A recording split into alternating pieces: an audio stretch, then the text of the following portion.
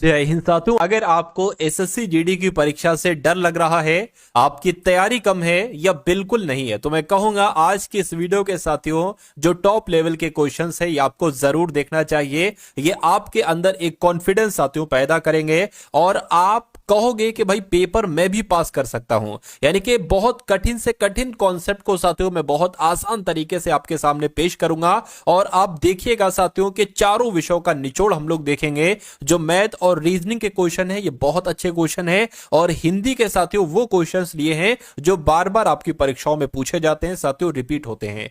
तो इन सभी सवालों को देखिएगा बहुत अच्छे तरीके से, बहुत सुपरफास्ट तरीके से आज की इस क्लास का शुरुआत करेंगे और आगाज भी करेंगे साथियों एक बेहतर अंदाज में। चलिए, तो पहला सवाल आपकी स्क्रीन पर है करके उष्ण का साथियों विलोम क्या हो सकता है, ये आपसे यहां पर पूछा जा रहा है। तो आप लोगों को साथियों ध्यान रखना है कि उष्ण का विलोम क्या होता है, शीतल होता है। जिनका आंसर बी है मैं कहूंगा बिल्कुल करेक्ट है। और गर्म का अगर विलोम आपसे पूछा जाता तो आपको साथियों ठंडा बताते, अगर शीतल का विलोम आपसे पूछा जाता तो आप साथियों उष्ण बताते। उसके बाद देखिए कह रहे कि दुष्काल में भूख से मरने की अवस्था हो जाती है, तो शब्द समूह के स्थान पर उचित शब्द लिखे। देखिए भूख से मरने की अवस्था हो जाती है ये नहीं होना चाहिए, भूखमरी यहां पर होना चाहिए था। यानी कि दुष्काल में भूखमरी की अवस्था हो जाती है, ये आपका बिल्कुल सही जवाब हो जाएगा। अगला सवाल आपके स्क्रीन पर कह रहे कि सब्ज बाग दिखाना, इस मुहावरे का मतलब क्या होता है बताइए। हरियाली दिखाना, दशा सुधारना, अपने अपने सुनाना या अच्छी बातें कह कहकर बहकाना। तो मैं कहूंगा सबसे सटीक जवाब अगर आपका है ऑप्शन नंबर डी, तो बिल्कुल करेक्ट है। अगला देखिए कह रहे कि सही वर्तनी वाले शब्द का चयन कीजिए। यहां पर अगर बात करें साथियों, देखिए पहली बात तो आप लोग ध्यान रखेंगे अध्यात्म कैसे लिखा जाता है। तो जैसे मैंने यहां पर लिखा है ऐसे तो अध्यात्म लिखा जाएगा, लेकिन अगर आपसे पूछ लिया जाए कि आध्यात्मिक कैसे लिखा जाता है, तो जैसे ऑप्शन नंबर डी में लिखा हुआ है ऐसे साथियों आध्यात्मिक लिखा जाता है। जिनका आंसर ऑप्शन नंबर डी है मैं कहूंगा बिल्कुल करेक्ट है। अगला सवाल देखिए करके दिए गए वाक्य में रेखांकित अंश को प्रतिस्थापित, यहां पर अगर बात करें दूध लीटर की नाप से बिकता है, तो यहां पर नाप नहीं आना चाहिए, क्या आना चाहिए, दूध लीटर की माप से बिकता है। यानी कि नाप की जगह पर क्या आना चाहिए साथियों, माप आना चाहिए। उसके बाद देखिए अगले नंबर का साथियों सवाल है आपकी स्क्रीन पर, पूछा आपसे जा रहा है कि सही वर्तनी वाले शब्द का साथियों आप लोग चयन कीजिए। तो विदुषी की अगर बात करें, विदुषी कैसे लिखा जाता है, जैसे ऑप्शन नंबर डी में लिखा हुआ है ना ऐसे लिखा जाता है। देखिए एक होता है क्या, एक होता है साथियों विद्वान। तो एक होता है विद्वान, विद्वान का एक तरीके से कहा जाए, मान लीजिए अब कोई स्त्री है जो विद्वान है, तो उसको विद्वान स्त्री थोड़ी ना कहा जाता है, उसको विदुषी कहा जाता है। यानी कि जिस स्त्री को ज्ञान होता है बहुत ज्यादा उसको कहीं ना कहीं विदुषी कहा जाता है। अगला सवाल देखिए कह रहे कि विष उगलने का मतलब क्या होता है, बुराई का प्रचार करना, हानि पहुंचाना, क्रोध करना या द्वेषपूर्ण बात करना। बिल्कुल साथियों द्वेषपूर्ण बात करने को ही एक तरीके से कहा जाता है कि विष उगलना। हमारे शिक्षक प्रश्न है, तो यहां पर अगर साथियों बात करते हैं कि हमारे शिक्षक प्रश्न है, अब इस यहां पर खाली जगह है, आपको बताने कि यहां पर क्या आएगा। हमारे शिक्षक प्रश्न पूछते हैं या पूछवाते हैं, या हमारे शिक्षक प्रश्न पूछते हैं या कहते हैं। तो मैं कहूंगा कि पूछते कैसे लिखा जाता है, जैसे आपका ऑप्शन नंबर डी में लिखा हुआ है, तो पूरा वाक्य क्या बनेगा, हमारे शिक्षक प्रश्न पूछते हैं, राइट आंसर जिनका ऑप्शन नंबर ए है बिल्कुल करेक्ट है। अब उसके बाद देखिए अगले नंबर का साथियों सवाल आपकी स्क्रीन पर है, कह रहे कि जो कम खर्च करने वाला होता है उसको क्या कहा जाता है। देखिए एक अगर बात करते हैं ना, अगर आपसे साथियों अतिव्ययी के बारे में पूछा जाए, जो बहुत ज्यादा खर्च करता है, क्या जो एक तरीके से साथियों धन उड़ाता है, बेकार बेवजह धन उड़ाता है, उसको तो अतिव्ययी कहा जाता है। लेकिन जो कम खर्च करता है उसको क्या कहा जाता है, उसको मितव्ययी कहा जाता है। ये दोनों पॉइंट आप लोग यहां पर याद रखेंगे। साथियों वीडियो अगर आपने लाइक नहीं की तो रिक्वेस्ट है वीडियो लाइक कर दीजिए, और चैनल पर अगर आप साथियों नए हैं तो चैनल को आप लोग साथियों तुरंत आप लोग सब्सक्राइब कर लीजिए। चलिए अब उसके बाद देखिए अगले नंबर का सवाल आपकी स्क्रीन पर आ चुका है, पूछा आपसे जा रहा है कि जो दिए गए वाक्य में एक शब्द आपको बताने, यानी कि जो एक ही माता के उदर से उत्पन्न हुआ हो उसको क्या कहा जाएगा। यानी कि जो एक ही माता के गर्भ से उत्पन्न हुआ हो, एक ही माता के गर्भ से उत्पन्न हुआ हो उसको क्या कहा जाता है, उसको सहोदर कहा जाता है। सहोदर की अगर बात करें साथियों सगा भाई भी कह सकते हैं, सगा भाई भी कह सकते हैं, मतलब कुल मिला के जो एक ही गर्भ से पैदा हुआ हो उसको सहोदर कहा जाता है। आंसर जिनका ऑप्शन नंबर बी है बिल्कुल करेक्ट है। अगला देखिए कह रहे कि आंख में कौन गिर गया, त्रुटि का परिचय दीजिए। अब इसमें कौन गिर गया ये होना चाहिए या साथियों क्या होना चाहिए, कुल मिला के इतनी सी आपको बतानी। ये कौन शब्द जो है ना ये साथियों यहां पर सही नहीं है, तो क्या आना चाहिए यहां पर ये आपको बताना, बताइए। चलिए आंख में कुछ गिर गया, ये होना चाहिए। तो मैं कहूंगा ये कौन क्या है, ये कहीं ना कहीं एक सर्वनाम है, सर्वनाम है साथियों। तो ये क्या होगा, यही आपका बिल्कुल करेक्ट आंसर हो जाता है भाई। बहुत बढ़िया, वेरी गुड क्लास। चलिए साथियों, अब उसके बाद देख लीजिए नेक्स्ट नंबर का सवाल है आपकी स्क्रीन पर। पूछा आपसे जा रहा है कि प्रत्येक कार्य को फूंक फूंक कर करना चाहिए। तो यहां पर अगर बात करें फूंक फूंक कर करने का मतलब क्या है, ये आपको बताने के फूंक फूंक कर करने का मतलब क्या होता है साथियों। जल्दी से कार्य करना नहीं, किसी कार्य को कार्य करने को देना नहीं, कार्य करने में आलस करना नहीं, अच्छी तरह से सोच कर कार्य करना। बिल्कुल साथियों, कहा जाता है कि अच्छी तरह से तुम सोच कर कार्य करना, यानी कि आप फूंक फूंक कर कार्य करना। आंसर जिनका डी है, मैं कहूंगा आंसर आपका बिल्कुल करेक्ट है भाई। बहुत बढ़िया, वेरी गुड क्लास। अब अगला सवाल देखिए साथियों, आपकी स्क्रीन पर आ चुका है। पूछा आपसे जा रहा है, कहने के दिए गए वाक्यांश के लिए एक शब्द बताइए जिसका कोई अंग बेकार हो, उसके लिए एक शब्द क्या होता है। देखिए, अगर यहां पर अगर हम सबसे पहले कुपोषित की बात करें कि कुपोषित का मतलब क्या होता है, तो जिसका एक तरीके से सही, जिसको पोषण ना मिला हो, क्या, जिसको सही तरीके का पोषण ना मिला हो, उसको क्या कहा जाएगा, उसको साथियों कहा जाएगा कि भाई ये तो कुपोषित है। अनाथ की अगर साथियों हम लोग बात करते हैं जिसके माता पिता ना हो, क्या आप लोग ध्यान रखेंगे, देखिए सवाल आपका यहीं से बनेगा। एक तरीके से बात करें जिसके माता पिता ना हो, क्या साथियों, जिसके माता पिता ना हो, उनको क्या कहा जाएगा, उसको क्या कहा जाएगा, उसको अनाथ कहा जाएगा। अब यहां पर वंध्य की जब हम साथियों बात करते हैं तो इसका मतलब क्या होता है, जो स्त्री, एक तरीके कोई स्त्री है जो संतान इसकी ना हो, ठीक है, यानी कि एक ऐसी स्त्री जिसकी संतान ना हो, क्या साथियों, जिसकी जिसकी संतान ना हो, उसको क्या कहा जाएगा, उसको साथियों एक तरीके से वंध्य कहा जाएगा। लेकिन जिसका कोई अंग बेकार हो, उसको क्या कहा जाएगा, उसको विकलांग कहा जाएगा। तो इस प्रकार जिनका आंसर ऑप्शन नंबर ए के साथ था, मैं कहूंगा आंसर आपका बिल्कुल करेक्ट हो जाएगा। अगला देखिए, कह रहे हैं साथियों पुस्तकें, अब यहां पर खाली जगह है, ज्ञान प्राप्ति का सशक्त माध्यम है, ये होना चाहिए, या पुस्तकें जानने का सशक्त माध्यम है, या सुज्ञान प्राप्त का सशक्त माध्यम है, या समझ का है। तो मैं कहूंगा यहां पर ज्ञान प्राप्ति आपका बिल्कुल सही और सटीक जवाब हो जाएगा, यानी कि पुस्तकें ज्ञान प्राप्ति का सशक्त माध्यम है, ये होना चाहिए। उसके बाद देखिए साथियों, आपसे पूछा जा रहा है कि गमन का यहां पर विलोम क्या हो सकता है, बताइए। तो अगर यहां पर बात करते हैं साथियों, गमन का विलोम क्या हो जाएगा, तो गमन का विलोम साथियों आगमन हो जाएगा। क्या हो जाएगा साथियों, आगमन हो जाएगा। यानी कि अगर आपका जवाब यहां पर ऑप्शन नंबर ए है तो मैं कहूंगा बिल्कुल करेक्ट आंसर हो जाएगा। देखिए, आना का विलोम पूछे तो जाना आपको बता देना है, जाने का विलोम पूछे तो आना आपको बता देना है। उसी प्रकार अगर बात करते हैं साथियों प्रस्थान का विलोम क्या हो जाएगा, तो एग्जाम में आपसे पूछा जा सकता है कि प्रस्थान का विलोम क्या होगा, तो आपको साथियों आगमन बता देना है।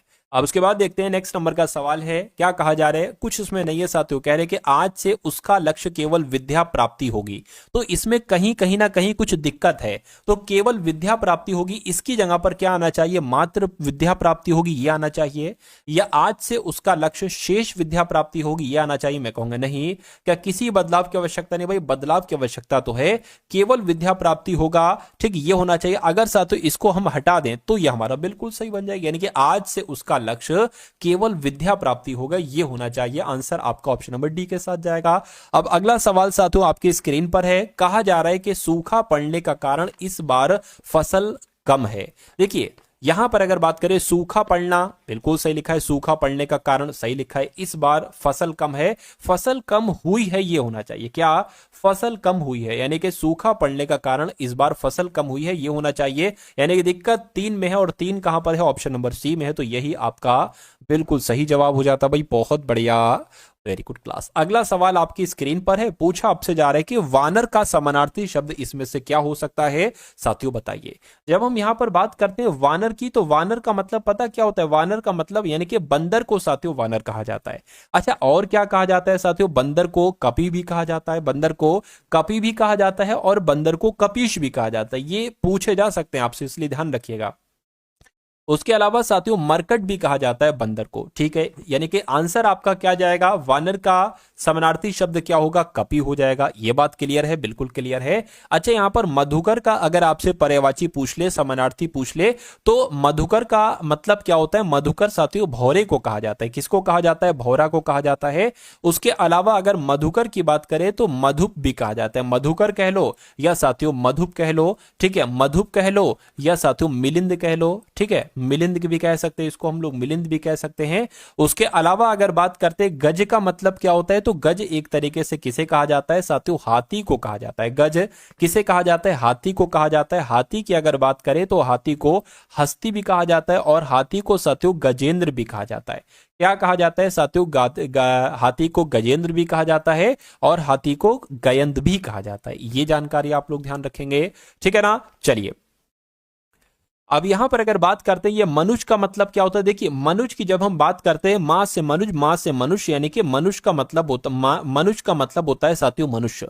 और मनुष्य को और क्या क्या कहा जा सकता है भाई, आदमी भी कह सकते हैं। तो अगर पूछ लिया जाए मनुष्य का अर्थ क्या होगा, तो अगर आदमी ऑप्शन में हो तो आदमी लगा देना। इसको नर भी कह सकते हैं, इसको मानव, तो मैंने आपको बता मानव मनुष्य हो गया और मानव हो गया, सेम चीज है। उसके अलावा मानुष भी कहा जाता है, क्या मानुष भी कहा जाता है। तो इतनी जानकारी आप लोग साथियों याद रखेंगे। अब अगला सवाल देखिए, कह रहे कि शुद्ध वर्तनी वाले शब्द को साथियों यहां पर आपको पहचानना है और बताना है कि सही जवाब आपका क्या हो सकता है, बताइए। देखिए ये लिखा हुआ कुछ तृतीय करके लिखा हुआ है, लेकिन ये तृतीय गलत लिखा हुआ है। तृतीय कैसे लिखा जाता है साथियों, जैसे यहां पर मैंने लिखा है तृतीय ऐसे लिखा जाता है। क्या कुमुदिनी सही लिखा हुआ है, यहां पर कुमुदिनी बिल्कुल सही लिखा होगा, तो ये आपका क्या हो जाएगा, राइट आंसर हो जाएगा। अच्छा कार, ये मेरे ख्याल से कारवक्रम लिखा हुआ है, कारवक्रम ऐसे नहीं होना चाहिए मेरे हिसाब से साथियों। क्या ये शब्द यहां पर होगा और इसको गलत तरीके से लिखा गया है, ठीक है ना। चलिए ये बात भी साथियों क्लियर हो गई। यहां पर लिखा हुआ है प्रोण,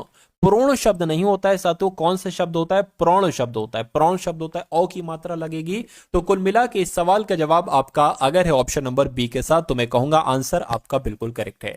अब अगला सवाल देखिए, आपसे यहां पर पूछा जा रहा है कि विहंग का पर्यायवाची इसमें से कौन सा नहीं है, यानी कि विहंग का इसमें से पर्यायवाची साथियों कौन सा नहीं है, मुझे बताइए। देखिए विहंग का मतलब क्या होता है, विहंग का मतलब होता है साथियों पक्षी, यानी कि पक्षी को साथियों विहंग कहते हैं। विहंग की अगर बात करें, विहंग किसे कहा जाता है, विहंग साथियों चिड़िया को कहा जाता है। विहंग की अगर बात करें, विहंग को साथियों खग भी कहा जाता है। तो मैं कहूंगा पंछी भी कह सकते हैं, पक्षी भी कह सकते हैं, खग भी कह सकते हैं, लेकिन केहरी नहीं कहा जा सकता है। तो केहरी नहीं कहा जा सकता है, तो यही आपका बिल्कुल करेक्ट आंसर हो जाएगा। अगला सवाल आपकी स्क्रीन पर। तो अब साथियों 20 सवाल आपने देखे पूरे के पूरे हिंदी के, आप बताइएगा 20 सवालों में से कितना स्कोर आपका रहा। उसके अलावा अब 20 सवाल देखेंगे साथियों जीएस के, और इन्हीं क्वेश्चन में से 4-5 क्वेश्चन होंगे साथियों किसके, करंट अफेयर के। तो इन सभी सवालों को आपको बहुत अच्छे तरीके से देखना है। क्यों, क्योंकि जीके के, जीएस के, करंट अफेयर के इन सवालों में से बहुत सारे सवाल आपको डायरेक्ट आपके एग्जाम में साथियों देखने को मिलेंगे, इसलिए बहुत अच्छे से इन सभी सवालों को साथियों आप लोग देखेंगे। तो इस सवाल को साथियों अब आप लोग देखिए और बताइए इस सवाल का सही जवाब आपका क्या हो सकता है। कह रहे कि भारतीय संविधान के निम्नलिखित में से किस अनुच्छेद में 6 वर्ष से कम आयु के बच्चों के लिए प्रारंभिक बालावस्था, देखरेख और शिक्षा का उपबंध है। अब देखिए यहां पर साथियों जब हम बात करते हैं, क्या संविधान का एक भाग है साथियों, भाग 4। क्या कौन सा भाग है, भाग 4 है साथियों। इस भाग में कौन से अनुच्छेद से लेकर कौन से अनुच्छेद तक है साथियों, तो अनुच्छेद 36 से लेकर अनुच्छेद 51 तक है। इस अनुच्छेद की बात करें, इस अनुच्छेद में साथियों एक अनुच्छेद है जिसका नाम है अनुच्छेद 45। क्या, अनुच्छेद 45 है। इस अनुच्छेद 45 में एक बात लिखी हुई है कि जो भी 6 वर्ष की आयु, एक तरीके से जो भी बच्चे हैं, ठीक है, 6 वर्ष की आयु है, उनको प्रारंभिक बालावस्था दी जाएगी। उनको जो शिक्षा है साथियों वो एक तरीके से दी जाएगी, और इनकी प्रारंभिक बालावस्था, देखरेख और शिक्षा का उपबंध किया गया है कौन से अनुच्छेद में, अनुच्छेद 45 में। तो इसलिए सवाल का जवाब आपका जो जाएगा वो अनुच्छेद 45 हो जाएगा। और एक बात और साथियों मैं आपको बता दूं, 2002 की अगर बात करते हैं और 86वें संविधान संशोधन की बात करते हैं, तो जो साथियों प्रारंभिक शिक्षा का एक तरीके से है ना, प्रारंभिक शिक्षा तो दी जाएगी, इसको एक मौलिक अधिकार बना दिया गया है। कौन से अनुच्छेद के तहत साथियों, अनुच्छेद 21 के ए के तहत। तो अब शिक्षा का अधिकार एक मौलिक अधिकार है, कौन से अनुच्छेद के तहत, अनुच्छेद 21 ए के तहत।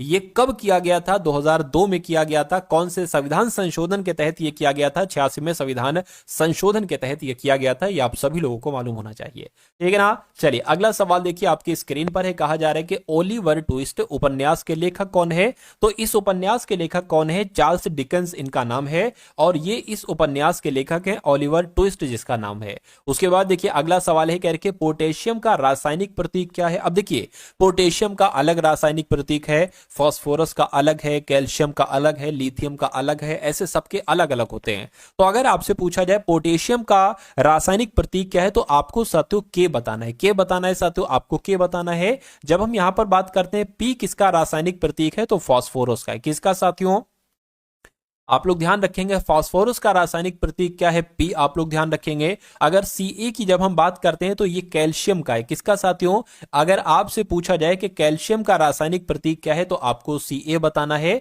जब हम आपसे पूछे साथियों लिथियम की अगर बात करें, लिथियम का रासायनिक प्रतीक क्या है, तो आपको Li बताना है। उसके अलावा मैं आपको बता देता हूं साथियों, कैडमियम की जब हम बात करते हैं, किसकी, कैडमियम का रासायनिक प्रतीक क्या आपसे नहीं पूछा जाता, बिल्कुल, तो Cd आपको बता देना है।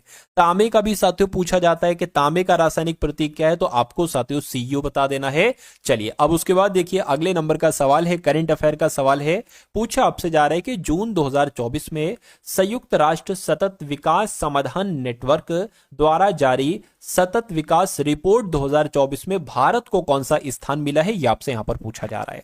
अब देखिए, अगर बात करें साथियों टोटल जो सतत विकास रिपोर्ट 2024 में टोटल कितने देश थे, तो 166 देशों की साथियों लिस्ट यहां पर थी, जिसमें से पहले नंबर पर जो देश रहा है साथियों वो फिनलैंड रहा है। कौन सा, वो फिनलैंड रहा है। लेकिन अगर अपने भारत की बात करते हैं तो अपना भारत की साथियों कौन सी रैंक रही, यह भी आपसे एग्जाम में पूछा जाएगा। तो साथियों 109वीं रही। क्या रही साथियों, 109वीं रही, यह भी आपको मालूम होना चाहिए। यानी कि आपसे डायरेक्ट पूछा जाएगा सतत विकास रिपोर्ट सूचकांक 2024 में पहले नंबर पर कौन था, तो फिनलैंड आपको बताना है। टोटल कितने देश सम्मिलित थे, 166। भारत की रैंक क्या रही, 109वीं रैंक रही। अगला सवाल है, कहने के वैदिक कालीन चतुराश्रम व्यवस्था के अनुसार पारिवारिक अवधि के लिए इनमें से किस पद का प्रावधान किया गया है, मुझे बताइए।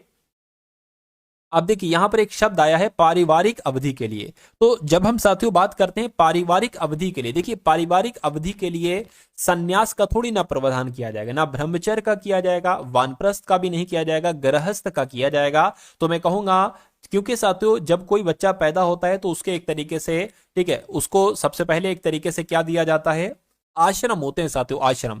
ठीक है, जैसे कि शुरुआत में लगभग 15, 16, 17, 18 साल तक ब्रह्मचर्य आश्रम कहलाया जाता है। ठीक है, इसमें वो ब्रह्मचर्य पर रहता है, उसके बाद वो गृहस्थ आश्रम पर जीता है, मतलब शादी वादी करेगा, ठीक है, उसके बच्चे होंगे। उसके बाद वो वानप्रस्थ आश्रम के तहत जाता है। वानप्रस्थ मतलब जैसे कि फिर अब वो अपने घर की जिम्मेदारी नहीं उठाता। गृहस्थ आश्रम में वो घर की जिम्मेदारी उठाता है, सब कुछ देखता भालता है, लेकिन वानप्रस्थ आश्रम में वो घर की जिम्मेदारी नहीं उठाता। ठीक है, संन्यास आश्रम फिर अंत में होता है। तो कुल मिला के ये 4 आश्रम होते हैं। आंसर इस सवाल का जो जाएगा वो ऑप्शन नंबर डी के साथ जाएगा। अब उसके बाद देख लेंगे अगला सवाल, कह रहे हैं कि अपने वर्धन काल के दौरान मूंगफली की खेती के लिए कितनी न्यूनतम वर्षा होती है, ये आपको यहां पर साथियों बताना है। तो कितनी होती है, 50 से 125 सेंटीमीटर होती है। ये आपका बिल्कुल सही जवाब हो जाएगा। अगला देखिए, कह रहे कि सिख धर्म के जो छठे गुरु थे निम्नलिखित में से कौन, मतलब क्या इनका नाम था, छठे गुरु का नाम आपसे यहां पर पूछा जा रहा है। अच्छा, अब यहां से कई सारे सिख धर्म से संबंधित कई सारे सवाल पूछे जाते हैं, वो सारे सवाल मैं आपको बता। देखिए पहले सिख गुरु कौन थे, तो गुरु नानक देव थे। कौन थे साथियों, गुरु नानक देव थे। अच्छा, एक सवाल आपसे पूछा जाता है, वो भी मैं आपको बता देता हूं। आपसे पूछा जाता है साथियों कि सिख धर्म के संस्थापक कौन थे। क्या सिख धर्म के संस्थापक अगर आपसे पूछा जाए तो आपको क्या बताना है, आपको साथियों गुरु नानक देव बताना है। अच्छा, सिख धर्म के दूसरे गुरु कौन थे, तो इनका नाम था साथियों गुरु अंगद। क्या नाम था साथियों, इनका नाम था गुरु अंगद। आप लोग ध्यान रखेंगे, एक सवाल आपसे पूछा जाता है क्या, कि गुरुमुखी लिपि के जनक कौन। क्या अगर आपसे एग्जाम में आपके पूछा जाए कि गुरुलिपि ठीक है के जनक कौन है, क्या गुरुलिपि के जनक अगर आपसे पूछा जाए, गुरुमुखी आप लोग कर लीजिए इसको, क्या गुरुमुखी लिपि के जनक अगर आपसे पूछा जाए तो गुरु अंगद का नाम आपको बताना है। ठीक है ना। उसके बाद अगर साथियों यहां पर तीसरे गुरु की बात करते हैं तो तीसरे गुरु का नाम क्या था, अमरदास था। तीसरे गुरु का नाम साथियों अमरदास था, इनसे कोई सवाल नहीं पूछा जाता है।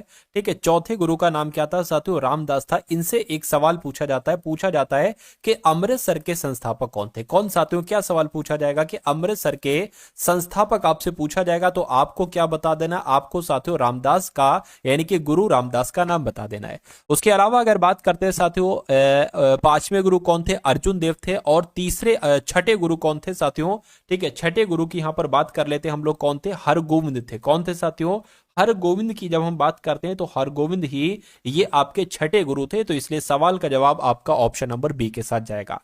और अगर आपसे साथियों पूछा जाए अकाल तख्त की स्थापना किसने की, क्या आपसे पूछा जाए कि अकाल तख्त की स्थापना किसने की, तो साथियों हरगोविंद जी ने की। उसके अलावा या अगर आपको ध्यान रखना है साथियों, जैसे कि मान लीजिए जो लड़ाकू, आपसे ऐसा सवाल पूछा जाएगा कि किस सिख गुरु ने सिखों को लड़ाकू जाति में बदला, तो आपको हरगोविंद बताना है, ठीक है ना। चलिए अब उसके बाद देख लेते हैं नेक्स्ट नंबर का साथियों सवाल है आपकी स्क्रीन पर। आपसे क्या पूछा जा रहा है साथियों, देखिए और बताइए इस सवाल का सही जवाब आपका यहां पर क्या हो सकता है। चलिए, तो कह रहे कि आदि कैलाश पर्वत ये किस राज्य में स्थित है, तो आपको मालूम होना चाहिए साथियों ये उत्तराखंड में। कहां पर है साथियों, ये उत्तराखंड में है। और अगर आपसे देखिए आदि कैलाश भी पूछा जा सकता है, या अगर आपसे पूछ लिया जाए छोटा कैलाश, तो एक तरीके से आप लोग ये ध्यान रखेंगे कि आदि कैलाश को क्या कहा जाता है साथियों, छोटा कैलाश कहा जाता है। या अगर आपसे पूछा जाए बाबा कैलाश कहां पर है, तो बाबा कैलाश कह लो, या एक तरीके से बात करें साथियों छोटा कैलाश कह लो या आदि कैलाश कह लो, ये एक ही नाम है, यानी कि अलग अलग नाम है। और इसी को साथियों शिव कैलाश भी कहा जाता है। क्या कहा जाता है साथियों, इसी को शिव कैलाश भी कहा जाता है। यानी कि आपको ध्यान रखना है, अगर पूछा जाए छोटा कैलाश कहां पर है तो उत्तराखंड में, बाबा कैलाश तो उत्तराखंड में, शिव कैलाश तो उत्तराखंड में, क्योंकि ये तीनों एक ही कैलाश के नाम है। उसके बाद देख लेंगे नेक्स्ट नंबर का सवाल है, आपसे पूछा जा रहा है कि जून 2024 में विश्व आर्थिक मंच के द्वारा जारी वैश्विक लैंगिक अंतराल सूचकांक 2024 में कौन शीर्ष पर रहा है। अगर हम बात करते हैं साथियों कौन शीर्ष पर रहा है, ये आइसलैंड शीर्ष पर रहा है। और ये इस बार साथियों नहीं, पिछले 15 सालों से, क्या साथियों पिछले 15 वर्षों से ये शीर्ष पर ही है। किस मामले में, लैंगिक अंतराल सूचकांक के मामले में। तो ये भी इंपॉर्टेंट क्वेश्चन साथियों बनता है, ये आपको ध्यान रखना है, ठीक है ना। चलिए उसके बाद देखते हैं साथियों नेक्स्ट नंबर का सवाल है, कह रहे कि चैतन्य जिन्हें श्री गौरांग के नाम से भी जाना जाता है, ये कहां के एक लोकप्रिय वैष्णव और संत थे, ये आपसे कुल मिला के यहां पर पूछा जा रहा है। देखिए ये कहां के थे, ये पश्चिम बंगाल के थे, ये वेस्ट बंगाल के थे। तो वेस्ट बंगाल में साथियों एक जिला है नादिया जिसका नाम है, कहां, नादिया जिला में ये साथियों रहते थे, जिनका नाम था चैतन्य, और ये श्री गौरांग के नाम से भी जाने जाते हैं। ये पश्चिम बंगाल के नादिया जिले के एक लोकप्रिय वैष्णव और संत थे। तो आपका राइट आंसर जो जाएगा वो नादिया के साथ जाएगा। अगला सवाल आपकी स्क्रीन पर है, आपसे पूछा जा रहा है कि निम्नलिखित में से कौन एक पेशेवर बैडमिंटन खिलाड़ी नहीं है। तो बैडमिंटन खिलाड़ी साथियों कौन नहीं है, ये आपको कुल मिला के यहां पर बताना है। चलिए चलिए देखिए यहां पर अगर बात करें साइना नेहवाल की, तो साइना नेहवाल बैडमिंटन खिलाड़ी हैं, श्रीकांत किदाम्बे भी हैं। लेकिन साइना मिर्जा की अगर बात करते हैं तो ये तो सातों टेनिस की खिलाड़ी हैं। किसकी खिलाड़ी हैं, ये टेनिस की खिलाड़ी हैं। और पीवी सिंधु भी बैडमिंटन की खिलाड़ी हैं। तो मैं कहूंगा कि इस सवाल का जवाब आपका क्या होगा, ऑप्शन नंबर सी के साथ जाए, क्योंकि ये बैडमिंटन की खिलाड़ी नहीं है, ये टेनिस की खिलाड़ी है। अगला सवाल आपकी स्क्रीन पर है, कह रहे कि दिल्ली, मुंबई, चेन्नई और कोलकाता, ये 4 प्रमुख शहरों के नाम शहरों को जोड़ने वाला स्वर्णिम चतुर्भुज परियोजना का हिस्सा है। तो किसकी बात चल रही है, भारत माता की बात चल रही है। भारत माता, भारत माला आपका यहां पर बिल्कुल सही जवाब हो जाएगा। चलिए भाई उसके बाद देखिए साथियों नेक्स्ट नंबर का सवाल है, कह रहे कि ओलंपिक खेलों के प्रतीक में छल्लों के 5 रंग होते हैं। तो साथियों ओलंपिक खेलों के प्रतीक में छल्लों के 5 रंग होते हैं। कौन कौन से, लाल होता है, नीला होता है, पीला होता है, हरा होता है और काला होता है, ठीक है ना। तो कुल मिला के अगर बात करते हैं साथियों काला, ये क्या होगा, काला यहां पर आपका बिल्कुल सही और बिल्कुल सटीक जवाब हो जाएगा। उसके अलावा साथियों आपसे एक सवाल और पूछा जाता है कि जो ओलंपिक खेलों के प्रतीक है ना, तो ये ओलंपिक खेलों के प्रतीक को डिजाइन किसने किया था। तो आप लोग ध्यान रखेंगे साथियों, एक तरीके से अंतरराष्ट्रीय ओलंपिक समिति के जो संस्थापक थे जिनका नाम पियरे डी कोबार्टिन है। तो पियरे डी कोबार्टिन यही साथियों ओलंपिक खेलों के प्रतीकों को इन्होंने डिजाइन किया था। तो ये भी सवाल आपसे हो सकता है, पूछ लिया जाए, तो आप लोग ध्यान रखेंगे। उसके बाद देखिए अगले नंबर का सवाल है, पूछा आपसे जा रहा है कि पृथ्वी शिखर सम्मेलन 1992 के एजेंडा 21 में 21 का अर्थ क्या है। तो इसका मतलब पता क्या है, 21वीं सदी है। इसका मतलब क्या है, 21वीं सदी है। उसके बाद देखिए भारत की संविधान सभा द्वारा राष्ट्रगान को निम्नलिखित में से किस वर्ष अपनाया गया, ये आपको यहां पर साथियों बताना है। आपका राइट आंसर क्या होगा, तो कब अपनाया गया, आप लोग भी ध्यान रखेंगे साथियों, 1950 में अपनाया गया। रविन्द्रनाथ टैगोर के द्वारा एक तरीके से अगर बात करें जो जनगण मन है ना साथियों, ये बांग्ला भाषा में एक तरीके से लिखा गया है, बांग्ला भाषा में, ठीक है ना। और एक तरीके से अगर बात करें इसको, यानी कि राष्ट्रगान को कब अपनाया गया, तो 24 जनवरी 1950। 24 जनवरी भी यहां पर लिखा हो सकता है, तो 24 जनवरी 1950। उसके अलावा अगर बात करते हैं राष्ट्रगान की, तो राष्ट्रगान को गाने में कितने समय लगता है, तो 52 सेकंड का समय लगता है, ये भी आप लोग ध्यान रखेंगे। उसके बाद देखिए अगला सवाल है, पूछा आपसे जा रहा है कि धौलागिरी में स्थित हिमालय एक पर्वत चोटी है। तो ये तो सातों नेपाल में स्थित है। धौलागिरी जो है ना, ये नेपाल में स्थित हिमालय की एक पर्वत चोटी है, ये आप लोगों को मालूम होना चाहिए। राइट आंसर अगर आपका ऑप्शन नंबर डी के साथ है तो बिल्कुल करेक्ट है। उसके बाद देखिए साथियों तकरीबन 40 सवाल हम लोग देखेंगे ये जीके करंट अफेयर के। उसके अलावा रीजनिंग के क्वेश्चंस होंगे और साथियों फिर मैथ के क्वेश्चंस होंगे। तो इस सवाल की अगर बात करें, कह रहे हैं कि साथियों कहां पर संपन्न हुआ कांग्रेस का अधिवेशन, किसी पिछड़े ग्रामीण क्षेत्र में आयोजित होने वाला पहला अधिवेशन था। तो मैं कहूंगा फैजपुर आपका राइट आंसर हो जाएगा, यानी कि फैजपुर में संपन्न हुआ कांग्रेस का अधिवेशन किसी पिछड़े ग्रामीण क्षेत्र में आयोजित होने वाला अधिवेशन था, पहला अधिवेशन था। उसके बाद देखिए वारली चित्रकला बिहार के वारली जनजाति के लोगों के द्वारा निर्मित आदिवासी कला की एक शैली है, या साथियों केरल की, या साथियों महाराष्ट्र या असम की। तो आप लोग ध्यान रखेंगे साथियों, महाराष्ट्र आपका जवाब हो जाएगा, यानी कि जो वारली चित्रकला है यह महाराष्ट्र के वारली जनजाति के द्वारा की जाती है और वहां के आदिवासी कला की ये एक शैली है। अगला सवाल आपकी स्क्रीन पर, कह रहे हैं निम्नलिखित में से सबसे अधिक परमाणु द्रव्यमान वाला तत्व कौन सा है। तो कौन सा है साथियों, मैं कहूंगा कैल्शियम है। कैल्शियम है तो राइट आंसर आपका ऑप्शन नंबर ए हो जाएगा। अगला सवाल देखिए आपकी स्क्रीन पर है कि विश्व प्रेस स्वतंत्रता सूचकांक 2024 में भारत को कौन सा स्थान मिला है, ये आपको साथियों यहां पर बताना है। चलिए तो यहां पर अगर बात करते हैं साथियों अपने भारत को कौन सा एक स्थान मिला है, तो 159वां स्थान मिला है। कितने देशों में से, 180 देशों में से 159वां स्थान मिला है। अगर आपसे पूछा जाए कि शीर्ष पर कौन रहा है, तो नॉर्वे यहां पर शीर्ष पर रहा है, यानी कि विश्व प्रेस स्वतंत्रता सूचकांक में शीर्ष पर कौन रहा है, तो नॉर्वे रहा है। भारत कौन से स्थान पर रहा है, तो 159वें स्थान पर रहा है। तो अब यहां से साथियों हम लोग रीजनिंग के क्वेश्चंस देखेंगे। इन सभी क्वेश्चंस को साथियों आप लोग देखिए, और मैं कहूंगा इन रीजनिंग के क्वेश्चन से जरूर आपको कुछ नया सीखने को मिलेगा, और यहां से भी कुछ सवाल आपके अवश्य साथियों देखने को मिलेंगे। तो साथियों रीजनिंग का पहला सवाल है, करेंगे एक कक्षा में कुल 60 छात्र हैं, ठीक है। छात्र बी का रैंक योग्यता क्रम में नीचे की ओर से 41वां है, ठीक है। कहने के ऊपर से छात्र बी का रैंक क्या है। देखिए अगर सवाल आपसे कभी भी ऐसा पूछा जाए कि एक मान लीजिए कुछ रैंकर्स हैं, या रैंकर्स हैं मान लीजिए स्टूडेंट है, ये सारे ऐसे ऐसे करके स्टूडेंट हैं, ठीक है ना। ये कुल छात्र कितने हैं, कुल छात्र 60 बताए गए हैं, और आपसे कहा जाए कि नीचे से किसी का भी रैंक, मान लीजिए ए का रैंक, बी का रैंक 41वां बताया गया। तो अगर आपसे ऊपर से पूछे कि इसकी रैंक क्या होगी, तो सिंपल सी बात है, इन दोनों को आपको, दोनों नंबर्स को आपको घटाना और उसमें एक जोड़ देना है। उसमें क्या जोड़ देना है, उसमें एक जोड़ देना है। तो साथियों 60 माइनस कितना हो जाएगा, एक तरीके से यहां पर 40 हो जाएगा, यहां पर क्या हो जाएगा, 20 हो जाएगा। तो मैं कहूंगा बी का रैंक, ठीक है, ऊपर से कितना होगा, 20वां होगा। 20वां होगा तो यही आपका क्या होगा, बिल्कुल करेक्ट आंसर हो जाएगा। अगला देखिए, अब यहां पर अगर बात करें साथियों, आपको क्लियर दिख रहा है या मैं आपको बता दूं। देखिए यहां पर अगर बात करें, कहा गया है बी है और डी है और फिर 9 है और फिर एस है, के है और फिर सी। इसको दर्पण प्रतिबिंब में आपको बताना है कैसा दिखेगा। अब देखिए सी की बात करें तो कुछ ऐसा दिखेगा, के साथियों ऐसा आपका दिखेगा, ठीक है। एस की बात करें तो एस ऐसा ऐसा दिखेगा, और 9 की बात करें तो 9 कुछ ऐसा दिखेगा, डी आपका ऐसा दिखेगा, और बी की बात करें ऐसा दिखेगा। ऐसा कौन से ऑप्शन में साथियों है, ये आपको यहां पर बताना है। चलिए तो एस तो यहां पर सही बना हुआ, मैं कहूंगा यहां पर, यहां पर, यहां पर। तो साथियों यहां पर आपका जवाब जो जाएगा वो ऑप्शन नंबर बी के साथ जाएगा। अगला देखिए आपके इस, ठीक है, अब अगला देखिए, ये कॉन्सेप्ट आपसे एग्जाम में साथियों पूछा जाता है, यहां पर थोड़ी सी दिक्कत लग रही है। देखिए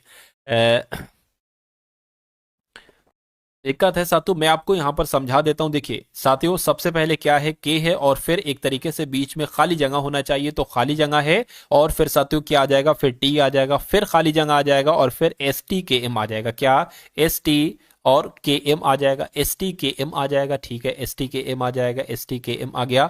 उसके बाद साथियों खाली जगह है, और फिर क्या है, आर एस टी है, फिर क्या है साथियों, आर एस टी है, और फिर खाली जगह है, फिर क्या है, एम टी आर एस है। क्या है साथियों, एम टी आर एस है, और फिर खाली जगह है, फिर क्या है साथियों, के एम है, और खाली जगह है आर एस टी है। क्या है, आर एस टी है। तो यहां पर अगर बात करें, आपको अब बताने कि अब यहां पर क्या क्या आ सकता है, बताइए। सबसे पहले इनको काउंट करिए, 1 2 3 4 5 6 7 8 9 10 11 12 13 14 15 16 17 18 19 20 21 22 23 24, यानी कि साथियों 24 हैं। 24 है, ये समझ में आ गया। तो मैं कहूंगा कि 6 से 6 6 बनना चाहिए, ये 6 6 का पेयर बनना चाहिए। 1 2 3 4 5 6 ये अलग हो गया, 1 2 3 4 5 6 ये अलग हो गया, 1 2 3 4 5 6 ये अलग हो गया, और 1 2 3 4 5 6 ये अलग हो गया। आप देखोगे साथियों अंत में क्या आ रहा है, आर एस टी आ रहा है। आर एस टी यहां पर भी है और आर एस टी यहां पर भी है। यहां पर अगर आर लिख देते हैं तो आर एस टी हो जाएगा, यहां पर टी लिख देते हैं तो आर एस टी हो जाएगा। आप देख रहे हैं शुरू में के एम है, देखिए के एम यहां पर भी है, के एम यहां पर भी, यहां पर के है तो एम लिख दीजिए, ठीक है। यहां पर के नहीं है तो के एम यहां पर लिख दीजिए। आप देखिए साथियों K M T R S T, K M T R S T, K M T R S T, K M T R S T. तो अब आपको अगला काम ये करना है कि आपको देखना है आपने कौन कौन से लेटर अपने पेन से लिखे हैं। आपने एम लिखा है, आपने आर लिखा है, आपने टी के लिखा है, आपने टी और टी लिखा है। अब आपको बताना है कि ऐसा कौन से ऑप्शन में लिखा हुआ है कि एम आर टी के डबल टी, मैं कहूंगा ऐसा ऑप्शन नंबर बी में लिखा हुआ है। बी में लिखा हुआ है साथियों, तो यही आपका बिल्कुल सही जवाब हो जाएगा। अगला सवाल आपकी स्क्रीन पर, इस सवाल को साथियों देखिए और आप लोग भी मुझे बता दीजिए कि आपका राइट आंसर क्या होगा। कह रहे कि if A M I L Y को Q X B J S D लिखा जाता है तो आपको बताना है कि if I L M I को क्या लिखा जा सकता है। अब यहां पर अगर बात करें, देखिए इफ होता है 6 पर, ए होता है 1 पर, एम होता है 13 पर, आई होता है 9 पर, एल होता है 12 पर, वाई होता है आपका 25 पर। वाई किस पर होता है, वाई आपका 25 पर होता है। अब यहां पर अगर बात करें, ये लिख लेते हैं हम क्यू 17 पर, एक्स 24 पर, क्यू 17 पर, एक्स 24 पर, बी साथियों 2 पर, जे 10 पर और जे 10 पर, एस आपका 19 पर और डी किस पर, डी साथियों 4 पर। अब देखिए ये 6 से 17 हो गया है, ठीक है। कितना बढ़ाया गया है, मेरे हिसाब से 11 बढ़ाया गया है। 1 से 24 हो गया यहाँ पर, तो भाई 23 बढ़ाया गया, या माइनस करें कुछ, चलिए 13 से यहाँ पर 2 हो गया है, 12 से यहाँ पर 10, 25 यहाँ पर, मतलब कुल मिला के, ठीक है। एक सॉरी ये क्या है, 12 है क्या, ये देखिए जरा, अच्छा 12 है, ठीक है। ये 13 हो जाएगा, मतलब कुल मिला के कुछ लॉजिक नहीं बन पा रहा है, ये आप लोग देख पा रहे होंगे। चलिए तो दूसरा लॉजिक लगाते, ये तो लॉजिक मुझे नहीं लग रहा है कि ये लॉजिक साथियों है क्या। क्रॉस वाला कुछ है, देखिए जरा, क्रॉस वाला तो साथियों नहीं, ऐसा नहीं कि एल वाई यहां पर है और फिर ये क्यू एस, तो इसमें कुछ बनना है। एल 12 पर होता है, क्यू 17 पर, वाई 25 पर होता है, ये 24 पर होता है। अगर साथियों हम लोग एक काम करिए, देखिए यहां पर जो लेटर्स हैं वही लेटर्स यहां पर हैं, मतलब कई सारे लेटर यहां पर सेम है। तो एफ का कोड यहां पर क्यू है, तो एफ का कोड यहां पर क्यू देख पा रहे हैं आप लोग। अगर बात करते हैं आई का, तो आई का कोड यहां पर क्या है, आई का कोड यहां पर जे है, तो साथियों क्यू और जे हो जाएगा, ठीक है। उसके बाद साथियों एल का कोड यहां पर क्या है, एल का कोड यहां पर एस है, तो एस आ गया, बिल्कुल ठीक है। एम की बात करें तो एम का कोड साथियों क्या है, यहां पर बी है, तो यहां पर बी आ गया। और वाई की बात करें, वाई का कोड यहां पर डी है, तो डी आ गया। यानी कि मैं कहूंगा कि राइट आंसर आपका अगर है ऑप्शन नंबर डी के साथ, तो बिल्कुल करेक्ट हो जाता है आपका आंसर। अब उसके बाद देखेंगे नेक्स्ट नंबर का सवाल है आपकी स्क्रीन पर, कहा जा रहा है कि ए यू, उसके बाद बी ओ, उसके बाद सी आई, उसके बाद डी ई, तो उसके बाद बताने कौन से 2 लेटर आए। यहां पर जब आप लोग देखेंगे तो ए से बी हुआ, बी से सी हुआ, सी से डी हुआ, डी से जाहिर सी बात है ई हो जाएगा। तो ई कहां पर, एक तो यहां पर, अच्छा सिर्फ यहां पर है, तो यही आंसर हो जाएगा। उसके बाद अगर हम इसको देखें तो यू से ओ, ओ से आई से ई, ए से क्या होगा, ई से क्या होगा, ई से साथियों ए हो जाएगा। क्यों ए हो जाए, क्योंकि आपने देखा होगा साथियों, क्या वॉवेल की अगर बात करें तो ए ई आई ओ यू, यही तो वॉवेल होते हैं, बचपन में आपने पढ़ा होगा। तो कुल मिला के आपका right answer option number A हो जाएगा। ए नहीं, ए था, बी था, देख लेते हैं, हाँ बी हो जाएगा, ठीक है। अब उसके बाद देखिए अगले नंबर का सवाल आपकी स्क्रीन पर है।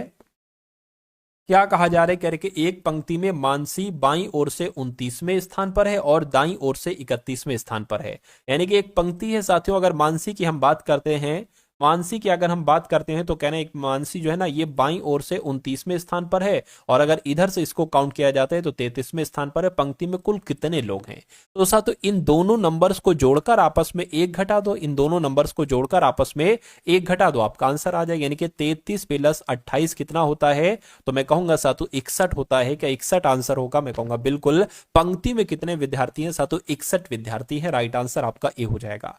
अब उसके बाद देखिए अगले नंबर का साथियों सवाल आपकी स्क्रीन पर है, कह रहे कि उस वेन आरेख का चयन कीजिए, निम्नलिखित वर्गों के बीच के सबसे अच्छे तरीके को दर्शाता है। यानी कि उसमें विद्यार्थी, खिलाड़ी और क्रिकेट के खिलाड़ी। अब देखिए यहां पर खिलाड़ी शब्द आया है, ठीक है, तो खिलाड़ी मान लीजिए ये हो गए। अब खिलाड़ियों के अंदर ही तो क्रिकेट के खिलाड़ी आएंगे, और खिलाड़ियों के अंदर अगर फुटबॉल के खिलाड़ी होते, टेनिस के खिलाड़ी होते, वो सब आ जाते। तो बड़ा वाला ये खिलाड़ी हो जाएगा और अंदर वाला क्रिकेट के खिलाड़ी हो जाएगा। अब विद्यार्थी की जब हम यहां पर बात करते हैं, मान लीजिए विद्यार्थी मैंने ये बना दिया। अब कुछ विद्यार्थी हो सकता हो खिलाड़ी हो, किसी भी गेम के खिलाड़ी हो, कुछ हो सकता हो कि क्रिकेट के ही खिलाड़ी हो, और कुछ विद्यार्थी हो सकता है को खिलाड़ी हो ना, मतलब कोई गेम ही ना खेलते हो। तो कुल मिला के ऐसा आरेख कहां पर बना है, यहां पर नहीं, यहां पर नहीं, यहां पर नहीं, ऑप्शन नंबर डी में बना है। तो ऑप्शन नंबर डी आपका यहां पर बिल्कुल करेक्ट आंसर हो जाएगा। चलिए भाई, अब उसके बाद देखेंगे अगले नंबर का सवाल क्या है। कह रहे कि सभी लड़के स्नातक है, सभी स्नातक विवाहित हैं। तो मान लीजिए साथियों ये क्या हो गए, ये लड़के हो गए। क्या कहा जा रहा है कि सभी लड़के जो यहां पर हैं वो स्नातक हैं। तो सभी लड़के क्या हो गए साथियों, स्नातक यहां पर हो गए। और सभी स्नातक की अगर बात करते हैं, सभी स्नातक साथियों यहां पर क्या हो जाएंगे, विवाहित हो जाएंगे।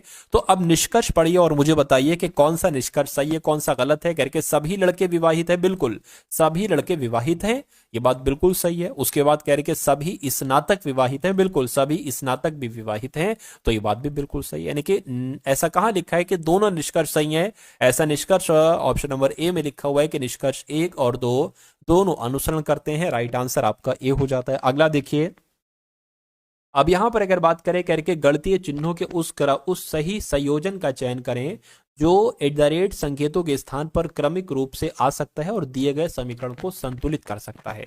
ठीक है ना। अब देखिए यहां पर अगर ये बराबर होगा, अच्छा ये तो ऑप्शन ही नहीं है, ठीक है, प्लस गुणा बराबर, ठीक, और एक तरीके से भाग माइनस बराबर और गुणा प्लस बराबर, ये बराबर ही आएगा यहां पर। ठीक, इसकी अगर बात करें तो यहां पर तो तीनों नंबर है, कोई दिक्कत नहीं। अब देखिए 13, 4, 5 और 57, यानी कि अगर हम इस ऑप्शन को सही माने तो यहां पर प्लस गुणा बराबर लिखा है, प्लस गुणा बराबर लिखा है, यानी कि इसको कैलकुलेट करके अगर 57 आ जाता है तो ये हमारा आंसर हो जाएगा।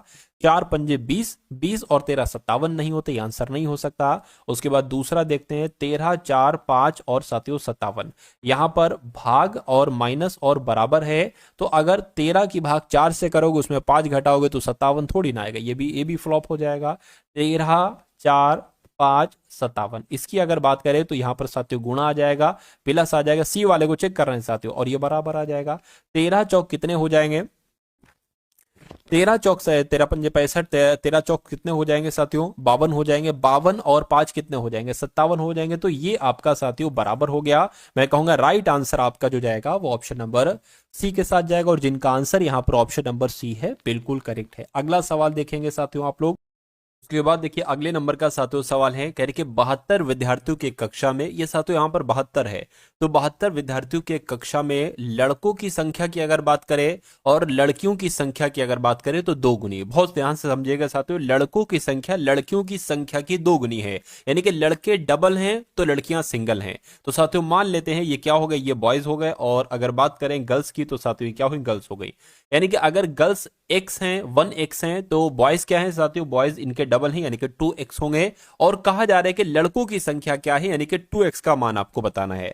अब कुल मिला के विद्यार्थियों की संख्या कितनी है, 72 है, और मैं कहूंगा ये लड़कों की संख्या, ये लड़कियों की संख्या, यानी कि 2x प्लस x को जब जोड़ते हैं तो साथियों 72 आ जाएगा। ये भाई कुल विद्यार्थियों की तो संख्या है, तो 3x बराबर कितना हो जाएगा साथियों, 72 हो जाएगा। x बराबर कितना हो जाएगा, 72/3 हो जाएगा। तो 3 दूना 6, 3 चौक 12, यानी कि x बराबर कितना निकला, 24 निकला। तो मैं कह सकता हूं कि लड़कियों की संख्या कितनी होगी, 24 होगी, और लड़कों की संख्या कितनी होगी, 2x यानी कि 48 होगी। तो लड़कों की संख्या पूछी जा रही है, तो 48 आपका यहां पर बिल्कुल सही और बिल्कुल सटीक जवाब हो जाता भाई। बहुत बढ़िया, वेरी गुड क्लास। अब आप लोग देखेंगे अगले नंबर का सवाल है, नंबर सीरीज का सवाल है। कहा जा रहा है कि 21 है, उसके बाद 22 आ गया है, उसके बाद 18 आ गया है, और फिर 27 है, और फिर 11 आ गया है, और फिर 36 आ गया, और आपसे पूछा जा रहा है कि अगला नंबर यहां पर कौन सा होगा। चलिए तो देखिए यहां पर अगर बात करें 21 से 22 जो हुआ है, मैं कह सकता हूं साथियों कि यहां पर 1 बढ़ाया गया है। अब 22 से यहां पर 18 हुआ है तो घटाया गया है, कितना, 4 घटाया गया है। 18 से यहां पर 27 हुआ है तो मैं कहूंगा साथियों 9 बढ़ाया गया है, और 27 से 11 हुआ यानी कि साथियों कुछ घटाया गया है। तो कितना घटाया गया है, एक तरीके से बात करें साथियों यहां पर क्या आ जाएगा, ये कुल मिला के आपसे पूछा जा रहा है। चलिए, तो यहाँ पर 6 आ गया और यहाँ पर 1 आ गया, यानी कि 16 घटाया गया है। ठीक है, ऐसे चल रहा है। देखिए, एक प्लस किया गया, फिर घटाया गया, फिर प्लस किया गया, फिर घटाया गया। तो अब क्या किया जाएगा, जोड़ा जाएगा। तो साथियों यहाँ पर कितना बढ़ाया जा रहा है, तो मैं कहूंगा साथियों 25 बढ़ाया जा रहा है। ठीक है, अब यहाँ पर कितना बढ़ाया जाएगा या घटाया जाएगा, मैं कहूंगा अब घटाया जाएगा।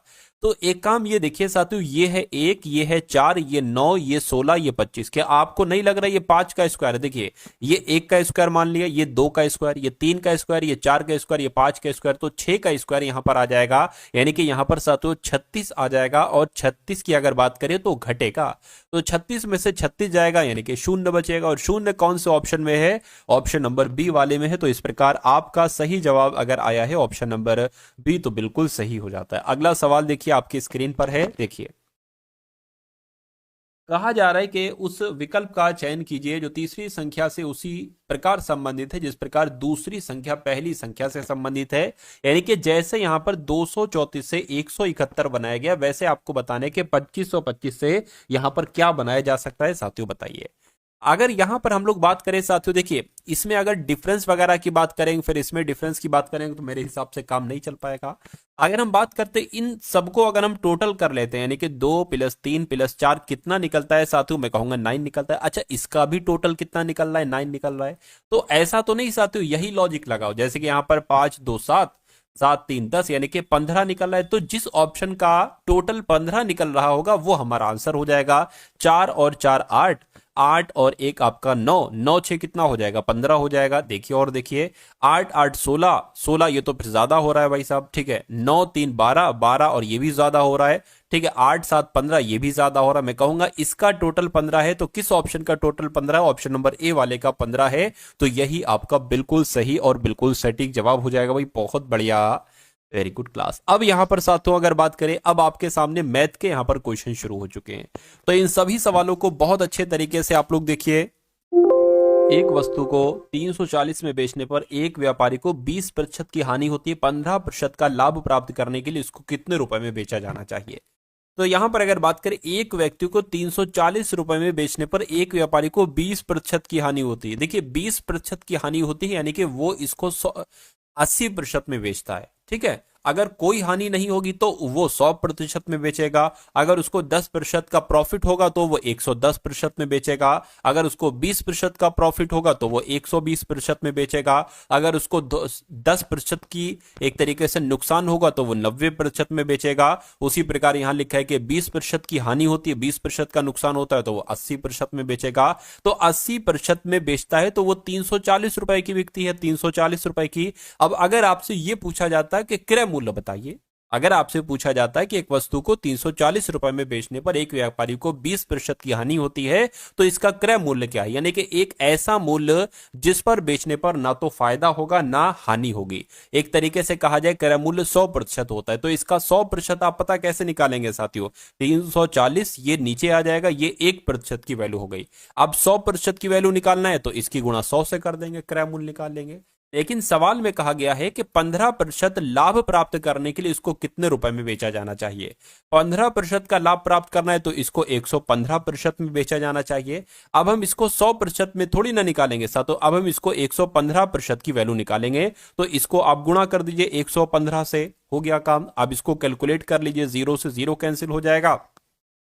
8 से अगर इसको कट करें साथियों, 8 चौक कितना हो जाएगा, 32 हो जाएगा। और यहां पर अब 2 बचेगा, पॉइंट लगाएंगे, 0 बढ़ा लेंगे, 8 दूना आपका 16 हो जाएगा। तो 115 की गुणा 4.2 से जरा करके देखिए आंसर क्या आता है, वही आपका साथियों आंसर हो जाएगा। चलिए 5 दूना 10 हो गया, 2 एकम 2 3 हो गया, 2 एकम 2 हो गया, 4 पंजे आपका 20 हो गया, 4 एकम 4 5 6 हो गया, 4 एकम 4 हो गया, 0 आ गया, 3 आ गया, 8 आ गया, 4 आ गया। तो मैं कहूंगा साथियों, देखिए पॉइंट भी लगा था ना, तो पॉइंट लगा लेंगे, यानी कि 483। या एक काम करिए, अभी आंसर हमें नहीं मिला है, अभी यहां पर हमने इसको पूरा कट नहीं किया ना, तभी आंसर हमको सही नहीं मिला है। देखिए इसको कट कर रहे थे ना, तो 8 दूना 16, अभी कितना बचा है, अभी 4 बचा है, तो पॉइंट लगा, 0 बढ़ा लेंगे, 8 पंजे 40, यानी कि अब इसकी गुणा आपको इससे करानी है, तब आपका यहां पर क्या निकले के आएगा, आंसर आपका निकल के आएगा। ठीक है ना, चलिए कोई दिक्कत नहीं, ये भी हम करा लेते हैं। तो साथों 115 की गुणा किससे करा लेते हैं, 425 से करा लेते हैं, 2 नंबर के बाद पॉइंट लगा देंगे हम। तो 5 पंजे 25 हो जाएगा, 5 एकम 5 7 हो गया, 5 एकम 5 हो जाएगा, 5 दूना 10 हो जाएगा, ठीक है, 2 एकम 2 3 हो जाएगा, 2 एकम 2 हो जाएगा। उसके अलावा 4 पंजे आपका 20 हो जाएगा, ठीक है, 4 एकम 4 6 हो जाएगा, 4 एकम 4 आ गया यहाँ पर। अब ये 5 आ जाएगा, 7 आ जाएगा, 8 आ जाएगा, 8 आ जाएगा, 2 4 आ जाएगा।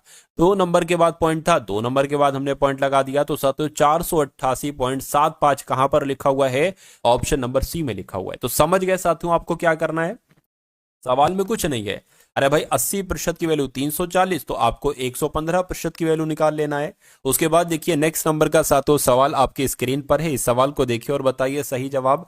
कहने के 0.45 और यहां पर अनुपात लिखा हुआ है, मैं आपको सही तरीके से लिख देता हूं। देखिए 0.45 है और अनुपात है और x है, और फिर डबल अनुपात इसको कह लो 3 है और अनुपात 8 है।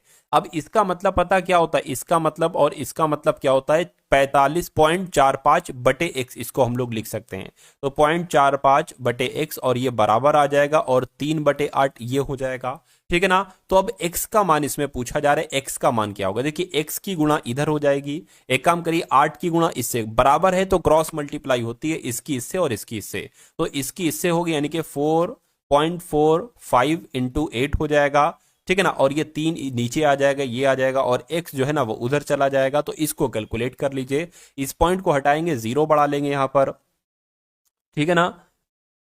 या एक काम आप ये भी कर सकते हैं, 3 से अगर कट करेंगे तो 3 एकम 3 पॉइंट के साथ आएगा, 3 एकम 3 और 3 पंजे 15, ये आ गया। अब इसकी गुणा आप 8 से करा लीजिए, ठीक है, 15 अट्ठे 120 हो जाएगा, यानी कि 1.20 यहां पर आ जाएगा। तो 1.20 आपका जो होगा वो सही जवाब हो जाएगा। ऐसा कहां पर लिखा हुआ है? ऐसा ऑप्शन नंबर सी में लिखा हुआ है। अगला सवाल आपकी स्क्रीन पर, इस सवाल को देखिए साथियों और बताइए राइट आंसर आपका क्या होगा। कहा जा रहा है कि एक व्यक्ति ने एक मशीन 50,000 रुपए में खरीदी और उस पर क्रय मूल्य से 20% अधिक मूल्य अंकित किया। यानी कि एक व्यक्ति ने 50,000 रुपए का एक मशीन खरीदी है, 20% अधिक बढ़ा के दाम उसने बढ़ाया, ठीक है, अंकित किया, और उसे 15% की छूट पर बेच दिया।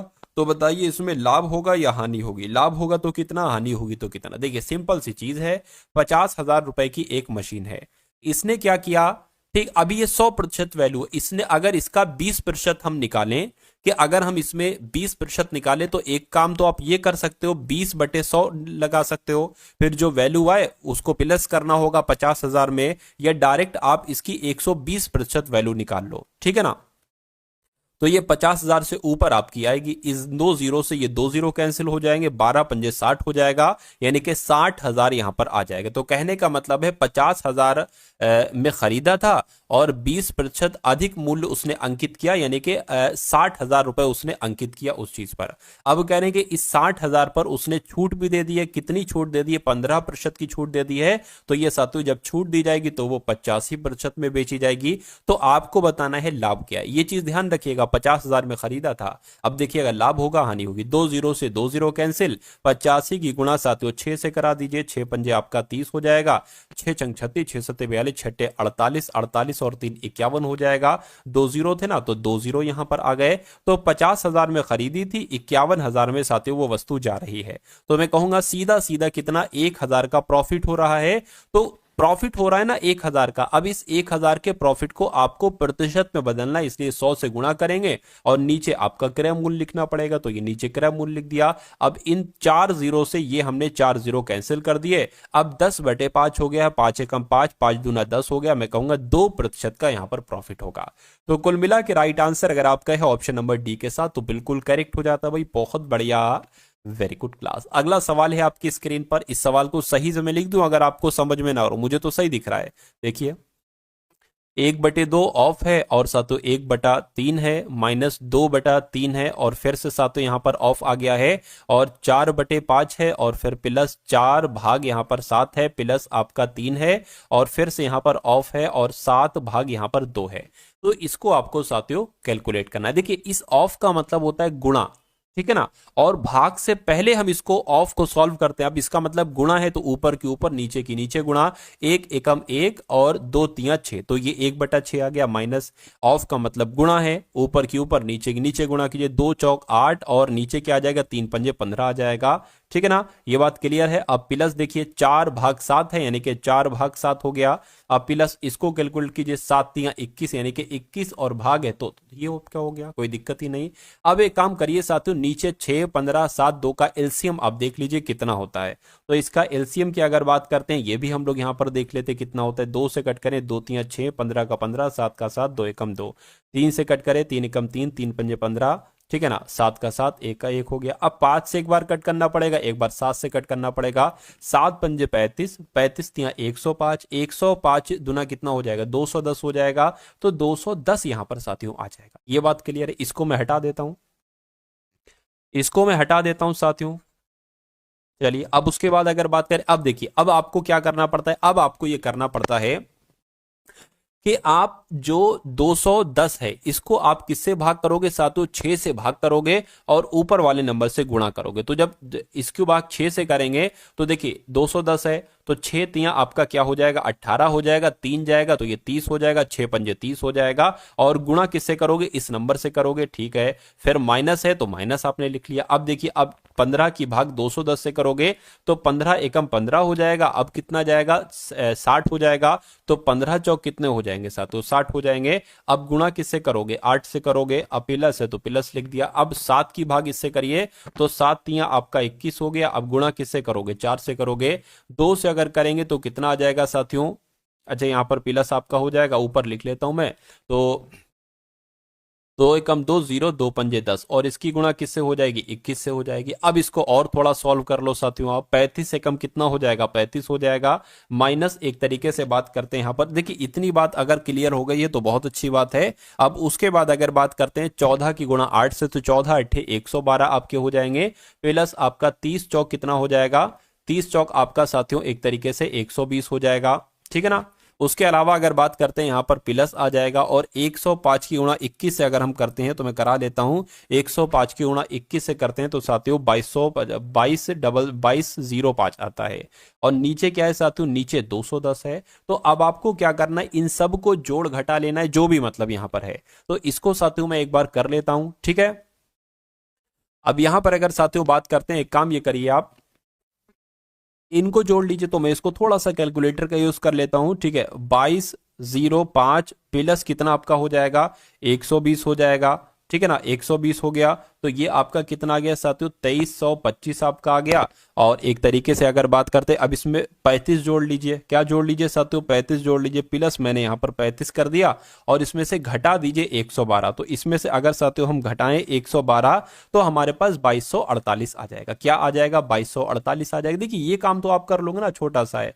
तो 2248 बटे नीचे क्या आ जाएगा, 210 आ जाएगा। इसको अगर 3 से कट करें तो साथियों कितना आ जाएगा, ये 2 से कट करें, एक काम करिए 2 एकम 2, 2 पंजे 10 हो जाएगा। इसको कट करें 2 एकम 2, 2 एकम 2, 2 दूना 4 और 2 चौक 8 आ गया, यानी कि 1124 बटे 105 आ गया। क्या ऑप्शन में देखिए कहीं 1124 बटे 105 लिखा हुआ है, तो आप दिख रहा होगा साथियों आपको, ऑप्शन नंबर सी में लिखा हुआ है 1124 बटे 105। तो ये क्या होगा, ये साथियों आपका बिल्कुल करेक्ट आंसर हो जाता है भाई, बहुत बढ़िया, वेरी गुड क्लास। अगला सवाल आपकी स्क्रीन पर है और आज की इस वीडियो का अंतिम सवाल है साथियों। देखिए यानी कि ए की आय बी की आय से 25% अधिक है, तो बी की आय ए की आय से कितने प्रतिशत कम होगी। देखिए ये सवाल आपसे पूछा जाता है, ये सुरेश की उम्र, ठीक है, मोहित की उम्र से इतने प्रतिशत अधिक है, तो इसकी उम्र इसकी आय से कितने प्रतिशत कम होगी, ऐसे ऐसे करके, मतलब इस टाइप से अगर इस स्ट्रक्चर सवाल इस टाइप से अगर आपसे पूछा जाए तो इसका एक ही तरीका होता है। आपको ये देखना होता है कि ये 25% है, कितना प्रतिशत, अगर 25% है तो 25 लिख दो, गुणा 100 से कर दो, बस। उसके बाद आपको देखना होता है कि ये अधिक है या ये कम है। अगर ये अधिक होगा तो ये कम होगा, अगर ये कम लिखा होगा तो ये अधिक लिखा होगा। अब अधिक लिखा है तो साथियों 100 में इस नंबर को जोड़ना होता है, 125 आ जाएगा। बस इसको सॉल्व कर लीजिए, आपका आंसर आ जाएगा। 25 से कम 25, 25 पंजे 125 हो जाएगा। 5 से कट करेंगे तो 20 आ जाएगा। मैं कहूंगा साथियों 20% आपका राइट आंसर हो जाएगा। यानी कि ए की आय बी की आय से 25% अधिक है, तो बी की आय ए की आय से कितने प्रतिशत कम होगी, 20% कम होगी। राइट आंसर आपका अगर है ऑप्शन नंबर डी के साथ, तो मैं कहूंगा आंसर आपका बिल्कुल करेक्ट भाई, बहुत बढ़िया, वेरी गुड क्लास। तो कैसी लगी साथियों आपको ये क्लास, एक बार वीडियो को लाइक जरूर कीजिएगा, चैनल पर नए हैं तो चैनल को जरूर सब्सक्राइब कर लीजिएगा।